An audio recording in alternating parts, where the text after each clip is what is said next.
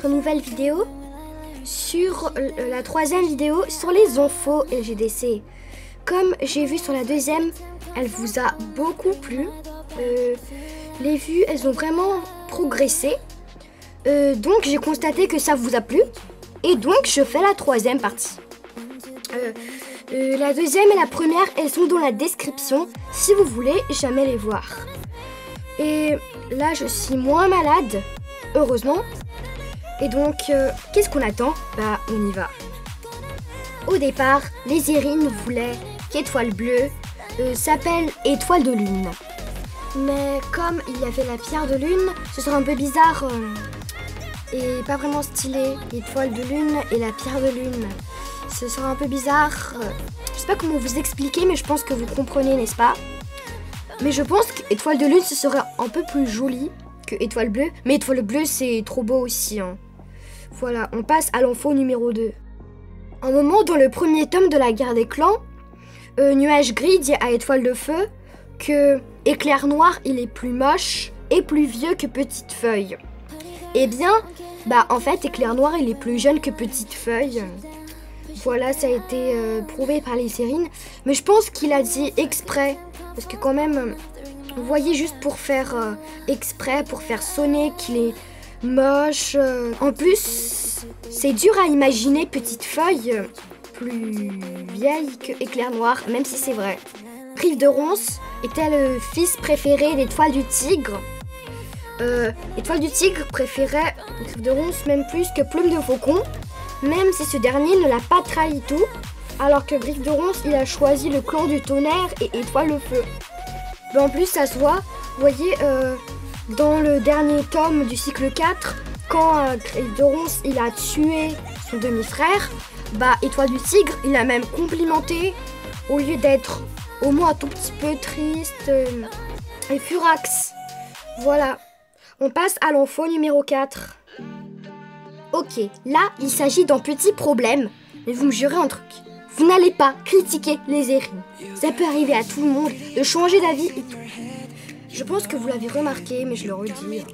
En fait, Pelage d'Or, au premier cycle, il disait qu'elle était comme Bouton d'Or roux pâle aux yeux verts, non, aux yeux jaunes, je pense. Et après, ils ont changé. Maintenant, on dit qu'elle est écaille aux yeux verts. Une petite erreur, voilà tout. Les Irines ont changé d'avis. Moi, perso, je la trouvais belle quand elle avait le pelage roux clair. C'était un peu plus joli. Et vous en pensez quoi, les gens?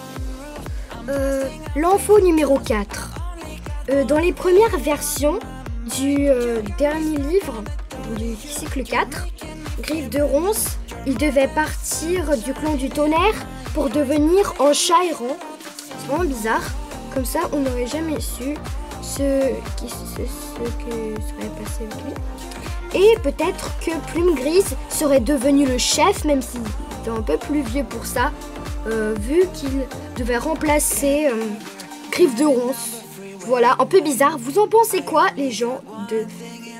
Si les Irines avaient choisi ça comme version, quelle serait la suite du livre et quelle serait la mort ou la vie de Griffe de Ronce? Écrivez-moi dans les commentaires.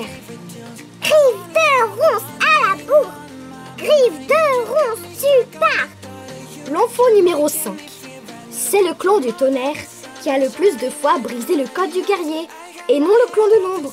Même si tout le monde voit que le clan de l'ombre a ce prénom un peu sinistre, bah on pense illico. C'est le clan de l'ombre, le méchant. Et bah non, c'est le clan du Tonnerre. Et bien, malheureusement. L'info numéro 6 est une petite erreur, enfin je sais pas si c'est une erreur ou c'est fait exprès, que Étoile de Brume, c'est la plus vieille chatte de la série. Parce qu'elle apparaît un peu dans La Promesse de l'élu, bien sûr dans La Prophétie d'Étoile Bleue, puis elle fait tous les cycles, elle est encore vivante. Vraiment. Alors, je pense qu'elle est plus vieille que Plume Grise, et Plume Grise, elle est déjà en rang des anciens, et Étoile de Brume tranquille, elle fait encore ses chefs. J'ai l'impression qu'on dit même pas qu'elle est vieille. Aussi un petit problème, mais peut-être que c'est fait exprès. Enfin, je sais pas. Bon, les fans, révélation. J'admets bel et bien que je suis un vieux mémé. L'info numéro 7, c'est que comme Tempête de sable et Pelage de granit, ils ont la même mère mais pas le même père, donc ils sont un peu demi-frères et demi-sœurs. Et comme Tempête de sable c'est la mère d'Étoile d'écureuil, c'est un peu bizarre que Pelage de granit, il aimait sa demi-nièce. Vraiment un peu chelou. Sol pensait que le clan des étoiles vivait sous l'eau, comme la toison argentée se reflète dans l'eau.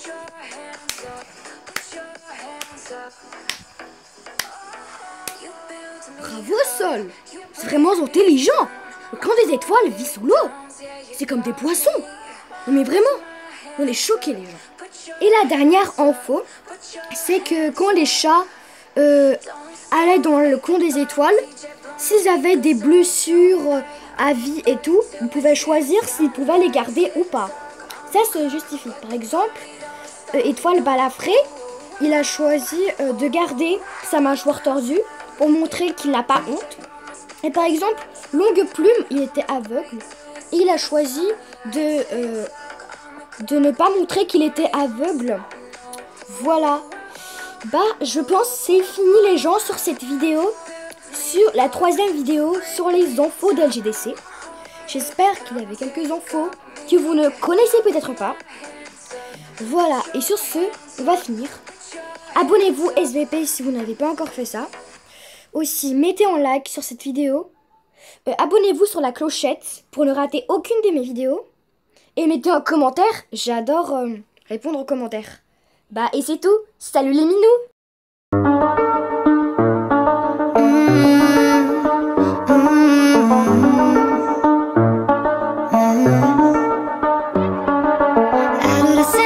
I told you that I never would, told you I'd change.